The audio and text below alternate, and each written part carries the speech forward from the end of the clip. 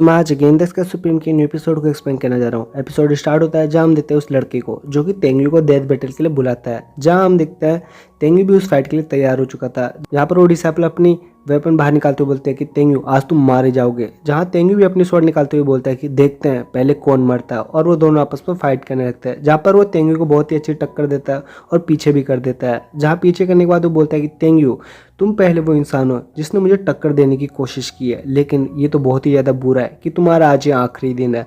और वो अपनी पावर वहाँ पर रिलीज़ कर देता है और बोलता है कि अब तुम इससे बच के दिखाओ। तभी तेंगी बोलता है कि बस तुम थोड़ा और वेट करो, और वो एक स्लैश से उस पर अटैक कर देता है। जहाँ हम देखते हैं कि तेंगी का स्लैश उससे कहीं ज़्यादा पावरफुल था, तो वो उस डिसाइबल को पीछे की ओर गिरा देता है। जहाँ तेंगी अब अपनी स्वॉर्ड लेके उसकी गर्दन पर रख देता है। जहाँ वो डिसाइपल्स बोलता है तेंगी प्लीज मुझे मत मारो, और तुम मुझे वैसे भी मार नहीं सकते क्योंकि होली सन को एक सेक्ट लीडर के अलावा और कोई नहीं मार सकता। तभी तेंगी बोलता है कि तुम भूलो मत तुमने मुझसे डेथ फाइट की है, तो इस हिसाब से मेरा भी हक है कि मैं तुम्हें मार सकता हूँ। और वो उसे मारने वाला होता है। तभी वो लड़की बोलती है कि तेंगी प्लीज़ उसे मत मारो। तभी तेंगी बोलता है कि जाओ लॉ इन्फॉर्मेंट्स के और डिसाइपल्स को बता दो कि दोबारा वो कभी तेंगी से लड़े ना। अगर किसने भी ये हरकत की तो उसके साथ भी यही होगा जो इसके साथ होगा। और वो तेंगी उसको मार देता है। तभी हम देखते हैं कि उसकी बॉडी तो खत्म हो जाती है, लेकिन अभी भी उसके सोल बचे थे जो कि बोल रहे थे कि तेंगी सच में हमने बहुत ही बड़ी गलती की थी, प्लीज़ हमें यहाँ से जिंदा जाने दो। जिसका बाद तेंगी बोलता है कि इस चीज़ के लिए बहुत ज़्यादा लेट हो चुके हो, और वो अपनी हंगमंग फायर का इस्तेमाल करते हुए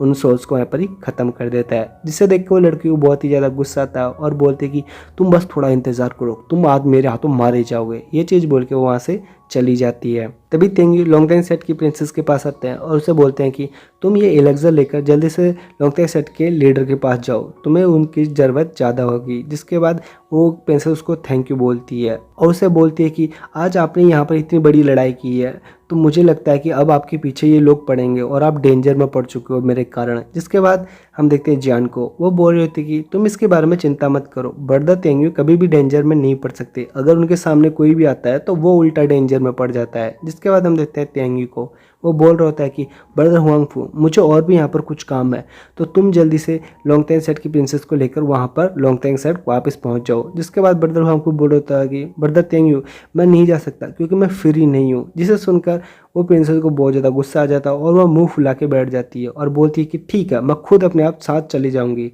जिसके बाद वहाँ को बोल रही होती है कि ठीक है मैं इसके साथ चलूंगी, वैसे भी ये इतना छोटा नहीं है कि तुम कहीं भी चली जाओगी। अगर तुम यहाँ घूम गई तो तुम्हारा मिलना बहुत ही ज़्यादा मुश्किल है, और वैसे भी यहाँ पर ये इतनी बड़ी लड़ाई जो हुई है लो इन्फॉर्मेंट सेट के डिसाइपल्स तेंगी और बाकी जितने भी लोग हैं, कोई भी उनको अकेला मिलेगा तो वो इजीली टारगेट कर सकते हैं। तो मैं नहीं चाहती कि तुम अकेली जाओ, और तुम्हारी वैसे भी स्ट्रेंथ इतनी ज़्यादा नहीं है कि तुम यहाँ से किसी से लड़ सकती हो। और बोलती है कि इससे अच्छा तो यही होगा कि मैं तुम्हारे साथ चलूँ, और वो वहाँ से उसके साथ जाने लगती है। जहाँ पर हम देखते हैं उस प्रिंसेस को जो कि उसको चिढ़ाते हुए बोलती है। तभी वो तेंगी को बोलती है कि ब्रदर मैं अब यहाँ से जा रही हूँ, और ये चीज़ बोल के वो वहाँ से चली जाती है। तभी हम देखते हैं तेंगी को, वो भी उन सभी के साथ वहाँ से चला जाता है। तभी सीन शिफ्ट होता है और हम देते हैं तेंगी को जो कि वो पिल रिफाइन कर रहा था। जहाँ पर हमें बताया जाता है कि होंगवेंग फ्लैंग उसकी 4th लेवल की पीक पर पहुंच चुकी है, और साथ ही हम देखते हैं वहाँ पर मंकी किंग को जो कि 5th लेवल पर भी आ चुका था। तभी हम देखते हैं कि तेंगी ने वहाँ पर अल्टीमेट हार्ड ब्रीथिंग पिल को भी रिफाइन कर लिया था। जिसके बाद वो बहुत ही ज़्यादा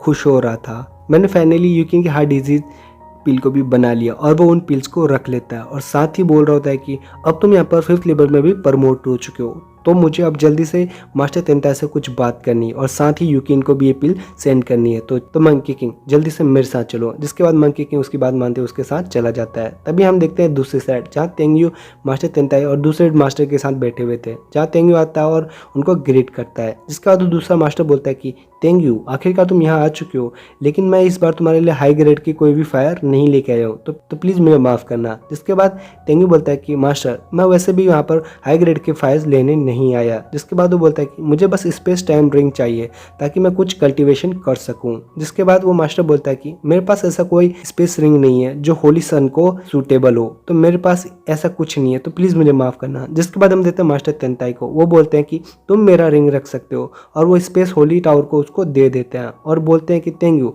आज के लिए तुम्हें दे रहा हूँ, लेकिन ये चीज़ याद रखना कि तुम किसी भी आउटसाइडर के सामने इसे यूज़ मत करना। चाहे गलती से भी नहीं। जिसके बाद तेंगू बोलता है कि मास्टर मैं इस चीज़ का याद रखूंगा, और वहाँ से जाने लगता है। तभी वो बोलता है कि मास्टर लोंगते सेट में कुछ डिसाइपल्स बाहर से आए हैं और उन्होंने लोंगते सेट की कुछ जगहों पर हमला भी कर दिया है, तो मैं चाहता हूँ कि आप उस जगह पर कुछ अच्छे डिसाइपल्स भेज दे ताकि वो उनकी रक्षा कर सकते हैं। जिसके बाद मास्टर तेंता बोलते हैं कि ठीक है, मैं समझ चुका हूँ, मैं कुछ अच्छे और स्ट्रॉन्ग आदमी को वहाँ पर भेज दूंगा ताकि वो उनको संभाल सके। जिसके बाद तेंगू ये चीज़ बोल के वहाँ से चला जाता है। तभी हम देखते हैं दूसरे मास्टर को, जो कि मास्टर तेंता को बोल रहे होते हैं कि आपने इतनी आसानी से उसको होली टावर दे दिया, क्या ये उसके लिए ख़राब नहीं है? क्योंकि वो होली टावर कोई मामूली नहीं है, वो सबसे ज़्यादा पावरफुल में से एक है। अगर ये किसी भी आउटसाइडर को पता चल जाएगा तो वो तेंगू पर अटैक करने के लिए एक सेकंड भी नहीं सोचेगा, ये तो उसकी मुसीबतें और भी ज़्यादा बढ़ा देगा। जिसके बाद मास्टर तेंताई बोलते हैं कि मुझे उस पर पूरा यकीन है, और वैसे भी मेरी डेथ कभी भी हो सकती है, आज नहीं तो कल मेरी डेथ तो होनी ही है, और इस पूरे हुआंगफू सेट को तेंगू ही संभालेगा, तो आज नहीं तो कल मुझे ये टावर तो उसे देना ही था। तभी हम देखते हैं दूसरी साइड सीन, जहाँ पर तेंगू और मंकी किंग वहाँ पर होते हैं। तेंगू बोलता है कि तुम्हें अच्छे से याद है ना गॉड एंड सोल की जगह कौन सी है? जहाँ पर मंकी किंग बोलता है कि मास्टर आप इसके बारे में चिंता मत कीजिए, आप बस मेरे पीछे आइए। जिसके बाद ये चीज़ बोलते वो लोग वहाँ से चले जाते हैं। तभी सीन शिफ्ट होता है और हम देखते हैं मंकी किंग को, जो कि तेंगू का वहाँ पर वेट करता है। तेंगू जैसे ही वहाँ पर आता है तो मंकी किंग बोलता है कि कांग्रेचुलेशन मास्टर, आप सोल फैमिली के 6th लेवल पर प्रमोट हो चुके हो। जिसके बाद वो इन्फॉर्म करते हुए बोलता है कि यहाँ से वेस्ट की तरफ 100,000 माइल्स की दूर 2 इटर्नल इमॉर्टल सेट के डिसाइपल्स आ रहे हैं, क्या मास्टर मैं उनको खत्म कर दूं? जिसके बाद तेंगू बोलता है कि नहीं, बस तुम थोड़ी देर रुको। जहाँ पर हम देखते हैं उन दोनों डिसाइपल्स को, जो कि आपस में बात कर रहे होते हैं कैसे यंग मास्टर यानचैन यूकिन से शादी करेंगे, और वो बात कर रहे होते हैं कि यूकिन तो बिल्कुल भी उनसे खुश नहीं है।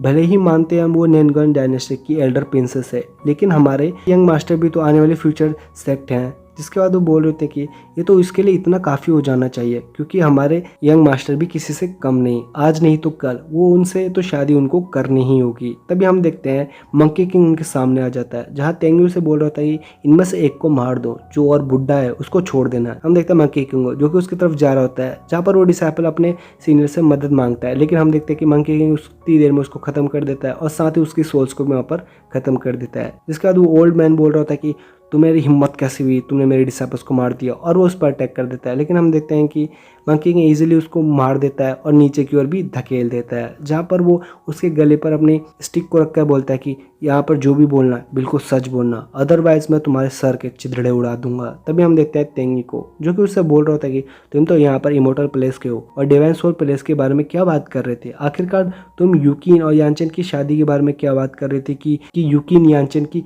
होने वाली वाइफ है, यहाँ पर सब कुछ एक्सप्लेन करो। जिसके बाद वो मास्टर बोल रहा था कि आज से 6 महीने पहले यहाँ पर टेलीमोटर सेट के एल्डर होली डायनेस्टिक पर आए थे, जहाँ पर उन्होंने किंग को यूकिन और यानचेन की शादी का प्रपोजल किया था, जहाँ पर वो किंग उसकी शादी के लिए भी मान चुके थे। उनकी शादी आज से 60 साल बाद पक्की हो चुकी है। जिसके बाद वो बोल रहे थे कि तेंग्यू, अगर तुमने मुझे यहाँ पर मारा तो तुम भी इतनी आसानी से नहीं बचने वाले। जिसके बाद तेंग्यू बोलता है कि मंकी किंग इसे मार डालो। मंकी किंग इजीली उसको वहाँ पर खत्म कर देता है। जिसके बाद हम देखते तेंग्यू को, वो गुस्से से बोल रहा होता है कि यानचेन, तुम यहाँ पर यूकिन के साथ शादी करने वाले हो, लेकिन उससे पहले मैं तुम्हें यहाँ पर खत्म कर डालूंगा। और यही सब चीज़ दिखाते हुए ये एपिसोड यहाँ पर ही खत्म हो जाता है।